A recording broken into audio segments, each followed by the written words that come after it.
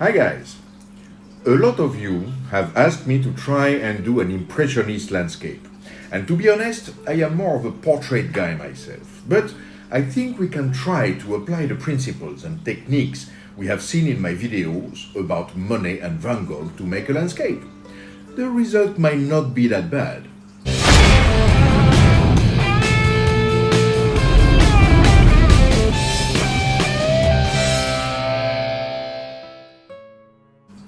So let's dig right in. For the subject, I wanted to paint the street where I grew up. I grew up in a small village in the north of France near the Belgian border. There is a bit of nostalgia that I wanted to show in this painting, but I don't have many references, so I went to look on Google Earth. The street view is interesting and gave me the opportunity to see my dad and our neighbor, probably wondering what was this weird car with a multiple camera on the roof, but I find the angles are always a bit weird. Fortunately, I found a website with pictures of the streets of my village by Christian Humbert, who's passionate about the history of the place. Christian, si tu nous regardes. And there was a nice little picture of my street that I will use as my base. I will be using acrylics. The palette is quite regular: royal blue, Venetian red, yellow ochre, bright yellow, and white.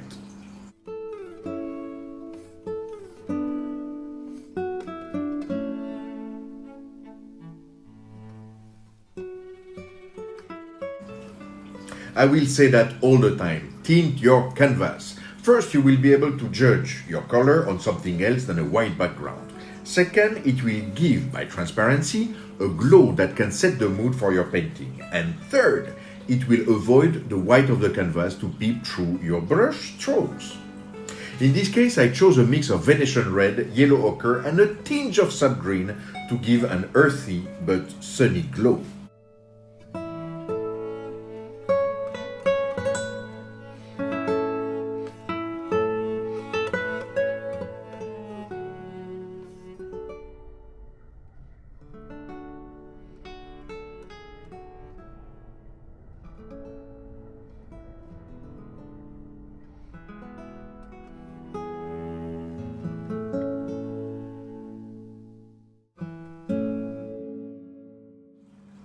Do a quick pencil sketch of the whole landscape, and as we saw with Van Gogh, use red and blue to trace it. The blue will bring the shape backwards, while the red will bring them forward. So all angles that point at you will be done in red, while all the angles going away from you will be done in blue.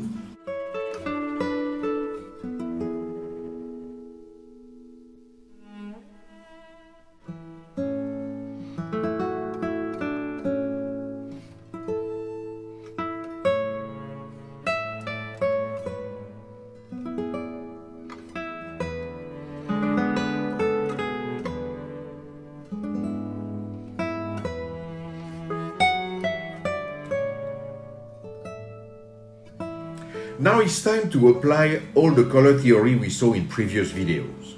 Basically, the color of the shadow of an object is done by adding the complementary color to the color of that object. The leaves on the tree are green, so we will add red to darken this green and get the color of the leaves that are underneath in the center of the tree. The roofs are brown, which is close to orange, so I will add some blue to get the shadow color.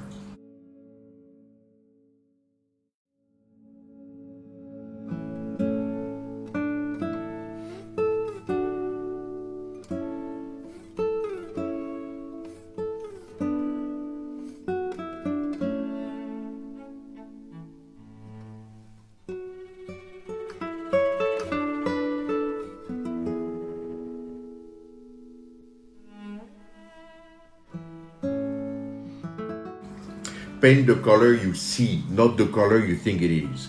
Our mind usually plays tricks on us. If you see red, well, use red. Colors usually depend on what is around them, and the way we perceive them is not always logical. There are countless optical illusions out there, like the blue and gold dress, remember? For big surfaces, do a first thin layer where you will stretch your paint. The color doesn't have to be exact, but you will correct it with a second, thicker layer. Don't shy away from your brush strokes. They are the beauty of your painting. On this canvas, I wish I had sometimes made thicker brush strokes actually, but well, I'm still happy about it.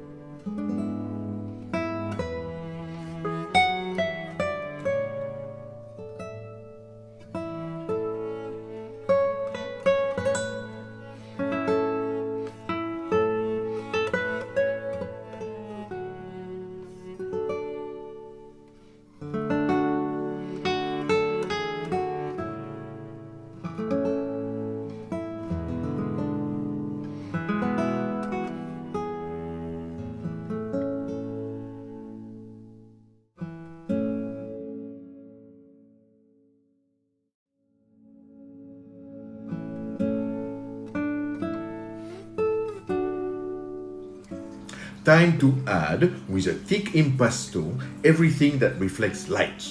The windows, the loose leaves on the trees, the mailbox in the sun. Once again, be precise with your brush, but don't shy away from being bold. If your paint or your stroke is too thin, it will blend with the background and you will lose the effect.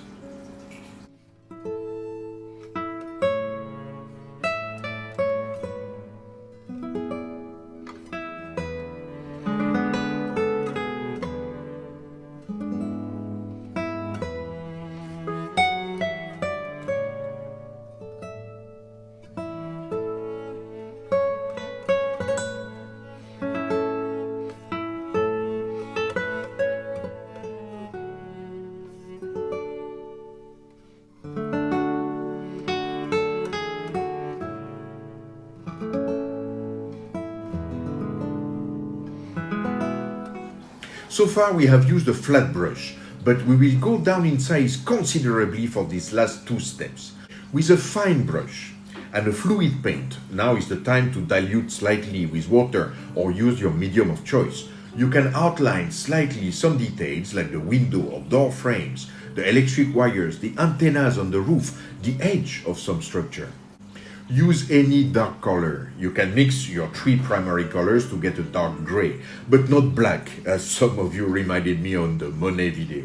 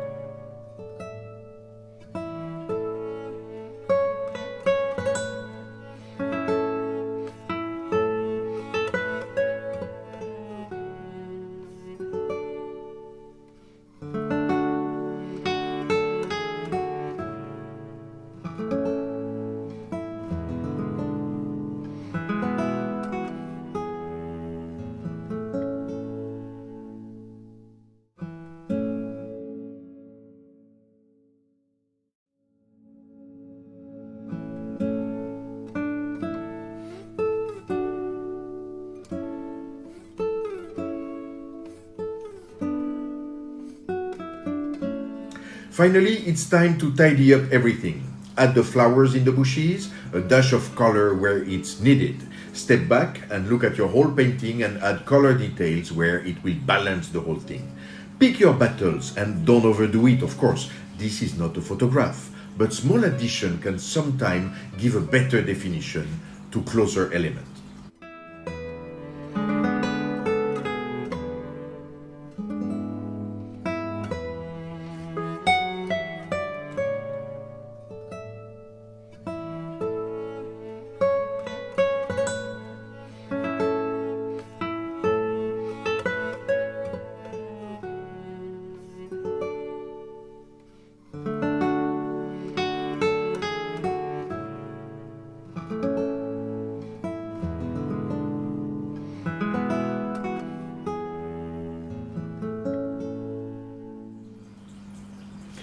Well, that's it for today. Don't forget to like, subscribe, share.